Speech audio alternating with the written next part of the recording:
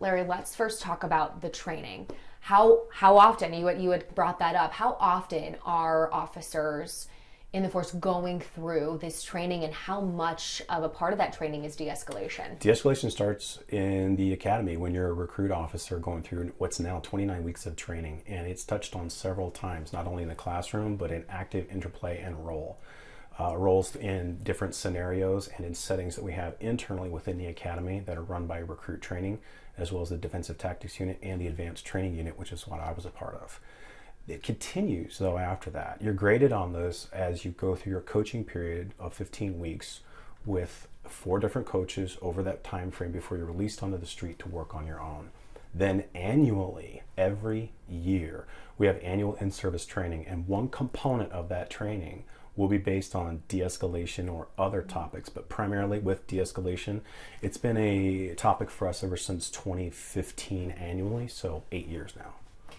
What would you say is the biggest misconception about de-escalation for lay people like us, seeing situations, instances, whether they happen on TV, we're hearing about them in our community? So de-escalation starts when the cruiser pulls up on scene.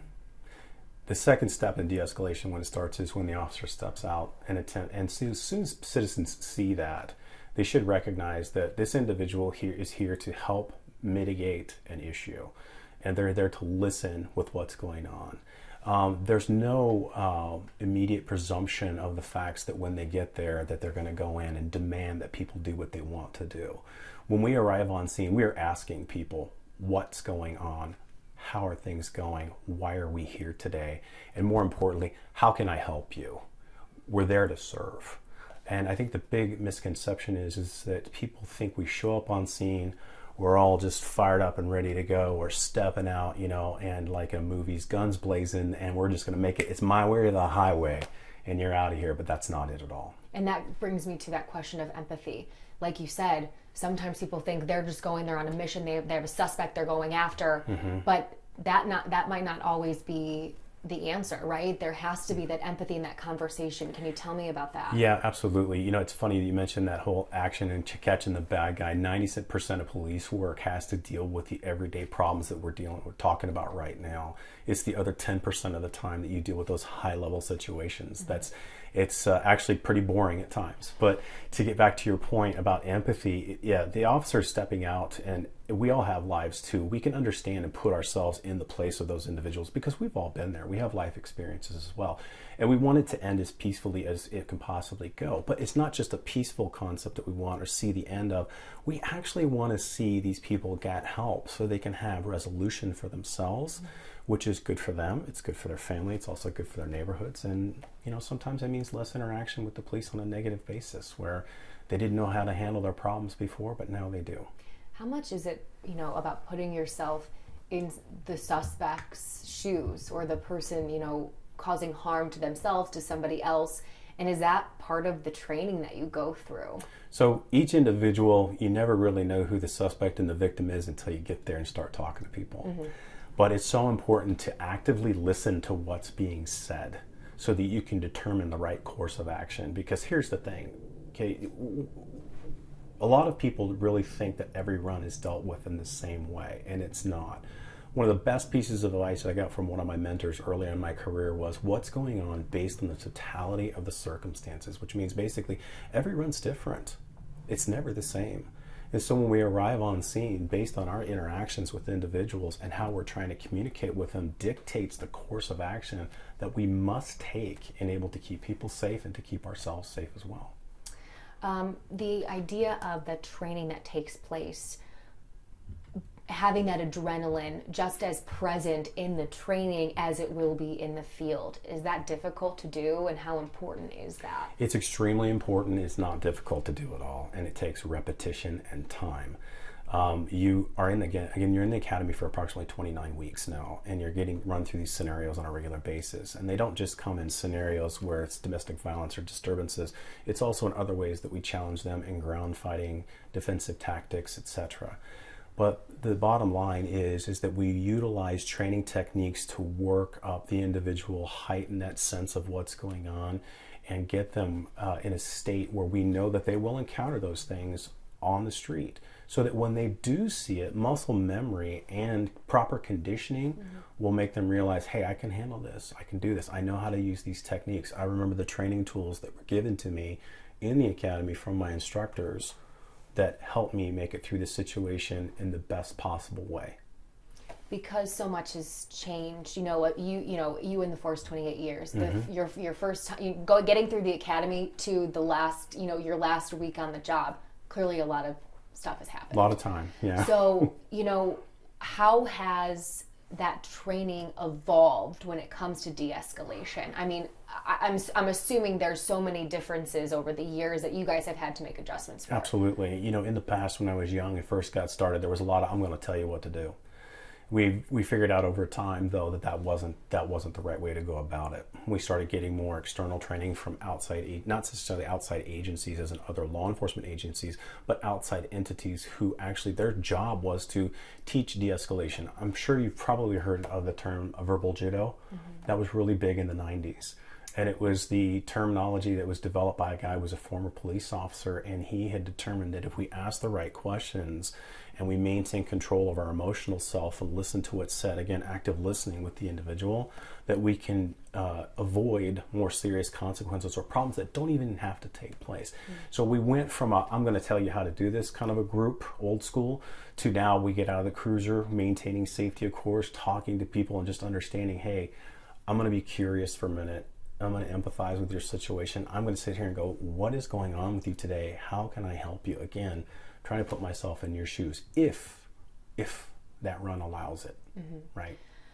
How much you had mentioned, the training never necessarily stops. No. So how often are officers in CPD, for example, since you're so familiar, going back to having that training or just having those discussions? Is it something that's like weekly? Is it like once a year where you go back and have like a refresh, or how does that work? I mean, sorry if that sounds so naive. I just have no idea. No, absolutely. So it's every year. It's mandatory training every year. And we also do, that's your in-person training that will be done in classroom. It can also be done in defensive tactics unit, putting you through scenarios, again, to help work on your skill sets, because let's face it, you don't do something for a while, you get a little rusty, right?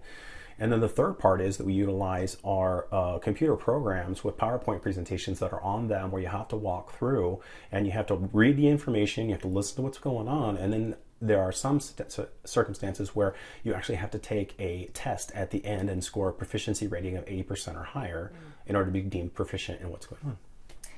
I think another thing too that we're talking about today during our meeting is that the officers are dealing with stressors too, right? You're walking into, you don't know, you have no idea. So how do you de-escalate within yourself to calm down before you go in and deal with whatever situation? We have a bad habit of getting into a state which referred to as hypervigilance, where we're on all the time. We're at a very high level, and it's a difficult thing to battle because you're constantly paying attention to detail and looking at things around you that are not only a harm to you, but a harm to other people.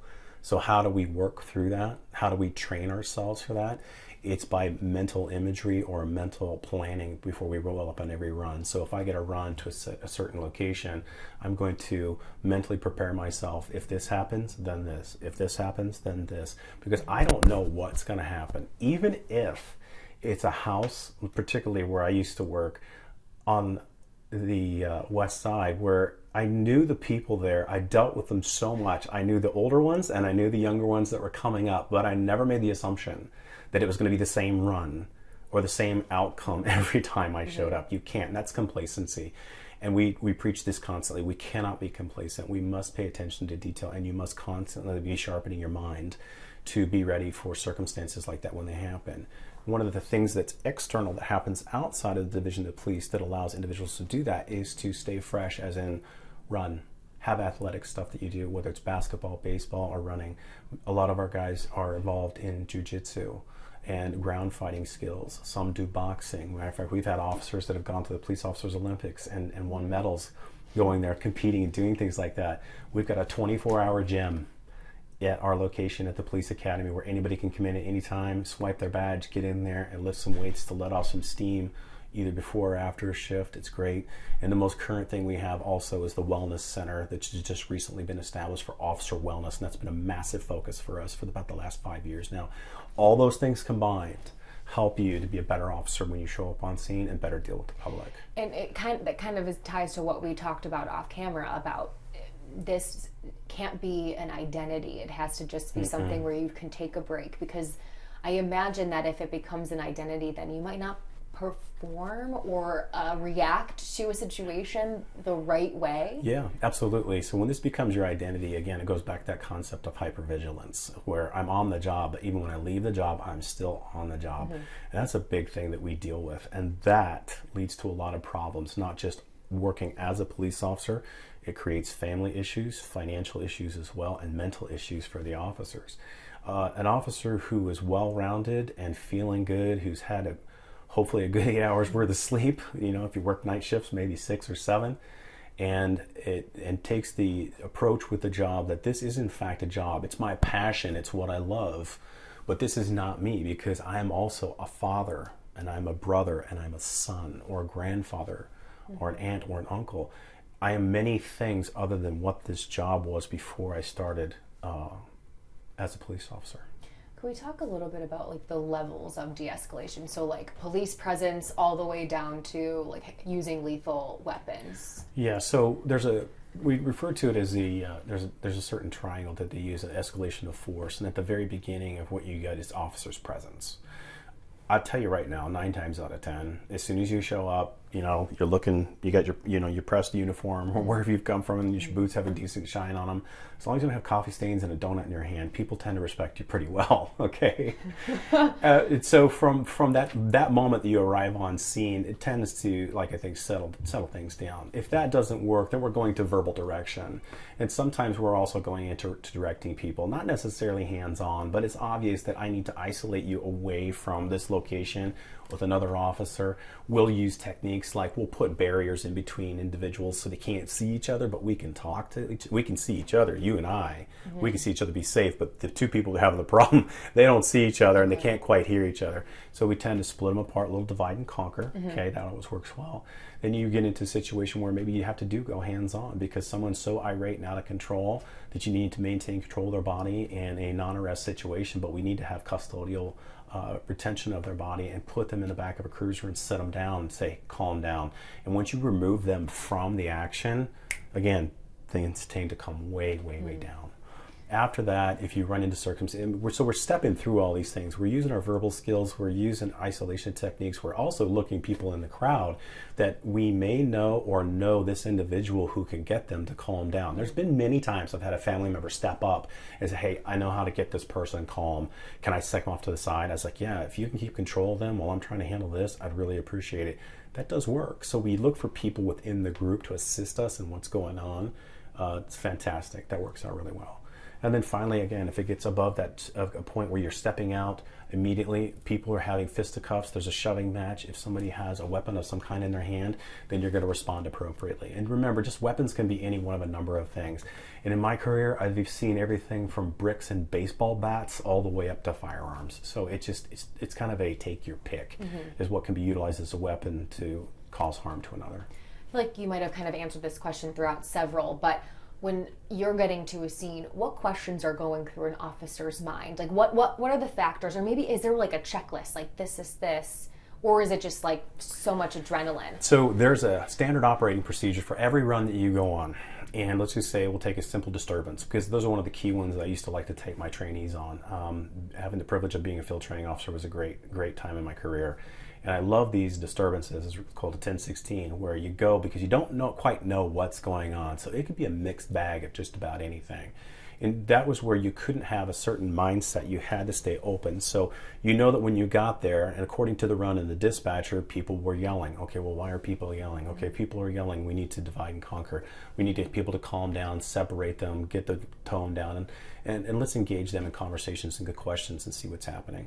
If it's, let's say, a domestic violence run, which again is one of our most violent ones and where officers tend to find the most negative reaction towards ourselves and have harm done against us, we know in those situations, let's park a certain distance away from the house. Let's walk up and let's listen to what's going on.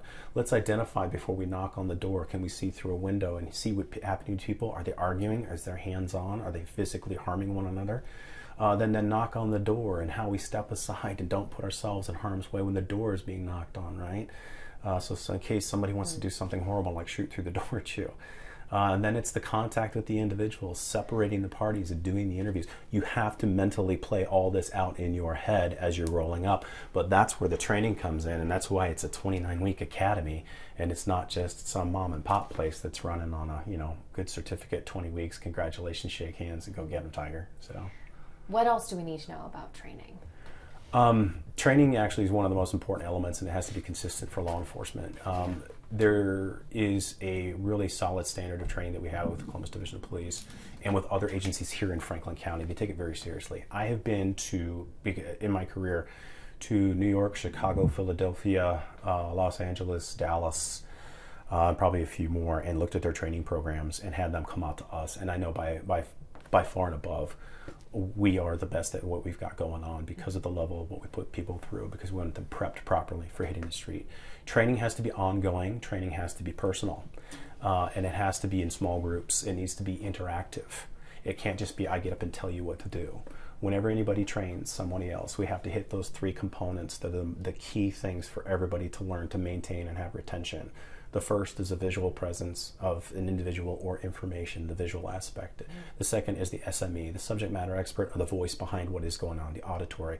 And third is the kinesthetic. We have to have actual movement and doing something.